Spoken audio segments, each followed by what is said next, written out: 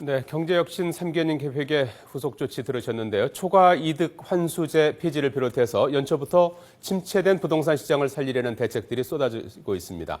그 효과는 얼마나 될까요? 박원갑 KB국민은행 부동산 전문위원 연결하겠습니다. 박 의원님 나와 계시죠? 네, 안녕하십니까? 예.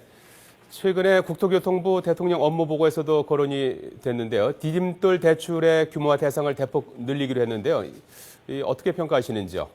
일단 뭐 시적절하다고 봐야 될 것 같습니다. 총 12만 가구 정도를 이제 지원을 하겠다는데 예. 지금 주택 시장에서 전세가 빠른 속도로 월세로 대체되면서 사실상 집을 사기가 굉장히 어려워졌습니다. 예. 왜냐하면은 전세는 사실상 이제 살림미천이라고 얘기를 하죠. 근데 집을 사는데 일종의 사다리나 환승역 역할을 해왔는데 이 전세가 없어지면은 결국은 집을 사는데 훨씬 더 길어질 수밖에 없어서 어떻게 보면 집을 살 수 있는 긴 사다리가 필요하다고 보면요. 그 긴 사다리가 장기 모기지가 될 수가 있을 것 같은데 그래서 이번 어떻게 보면은 12만 가구에 그칠 게 아니라 만약에 본격적인 월세화 시대가 된다면은 더 싸고 장기간 빌려주는 이 모기지 상품들이 좀 더 다양하게 나와야 되지 않을까 이렇게 보고 있습니다. 예.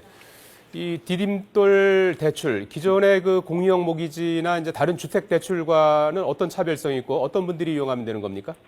디딤돌 대출은 이제 주택 기금에서 빌려주는 거하고 예. 한국주택금융공사 모기지를 이제 통합한 거다 이렇게 보시면 될 것 같고요. 예. 뭐 조건은 둘 다 비슷합니다. 뭐 생애 처음으로 집을 사는 무주택자 연소득 7천만 원 이하면은 가능하고요. 그런데 디딤돌 대출은 이제 대상이 전국 주택입니다. 예. 근데 공유형 모기지는 수도권과 5대 광역시 아파트로 한정된다는 게 좀 차이점이고요.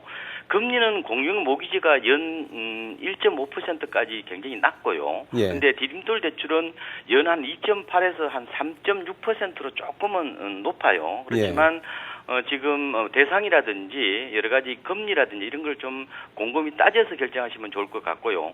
다만 공유형 모기지는 최근에 이제 생애 최초 구입자에서 5년 무주택자로 좀 대상이 확대되었다는 점, 이 점만 체크하시면 될 것 같습니다. 예, 예. 요즘 그 앞서도 말씀하셨듯이 이제 전세의 월세 전환이 이제 가속화되는 등 전월세 시장이 상당히 왜곡되어 있다는 게 정부의 판단인 것 같은데요. 이번 대책을 보면은 이제 월세 세입자의 소득 공제를 총급의 7천만 원 이하로 늘린다는 부분이 포함되어 있는데 말이죠. 이거 어떤 의미가 있는 겁니까?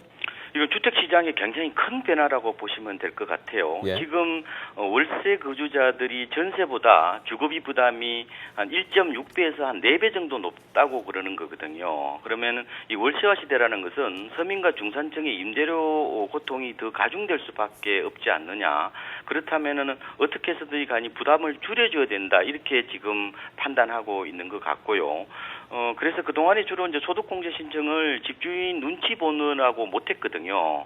근데 이제는 3년 안에만 세무서 가서 수정 신고하는 이 경정 청구를 하면은 소득공제를 받을 수가 있기 때문에 예. 어지간한 셀러리맨들은 아마 소득공제 신청을 할 겁니다. 그런데 이렇게 되면은 결국 세입자한테 세금을 돌려주기 위해서는 그 돈을 받은 사람이 있을 거 아닙니까? 그 집주인한테 과세를 한다는 거거든요. 예. 그래서 그동안에 지금 임대소득이 거의 음성소득, 지하경제화되어 있는데 이번에 양성화시킨다는 어떤 그런 측면이 있는데 어떻게 보면 전체적인 방향성은 맞지만 단기적으로 그동안에 좀 이게 관행화되어 있는 부분들이 너무 제도화되면서 일부 좀 충격이 좀 있지 않을까 이런 생각도 좀 해보고 있습니다. 예. 반면에 이제 고가의 전세 거주자에 대해서는 이제 대출금을 제한하거나 공적인 보증을 중단하기로 했는데요. 실제 고가 전세 거주자가 주택 구매에 나설 수 있을까요? 일부 돌아설 거로 보고 있습니다.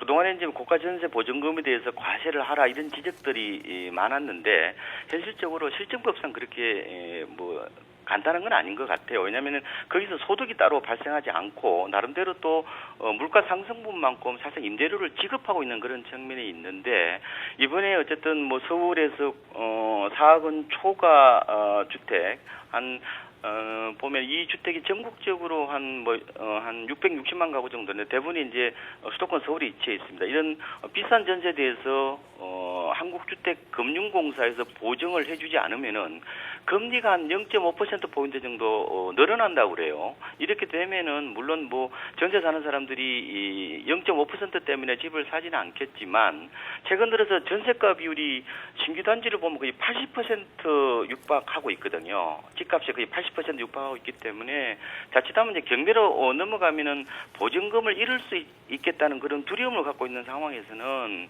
아마도 이번 조치와 함께 집을 좀 사는 쪽으로 돌아서는 사람들이 생기지 않을까 이렇게 보고 있습니다. 예.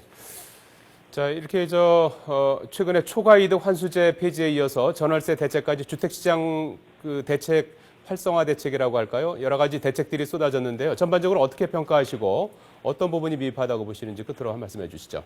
정부는 지금 투 트랙을 쓰고 있는 거거든요. 예. 하나는 과열기 때 도입됐던 규제를 합리적으로 푸는 거하고 한 축은 또 전월세를 어떻게 해결할 것인가 바로 서민 주거 안정이라고 보면 될 것 같은데요.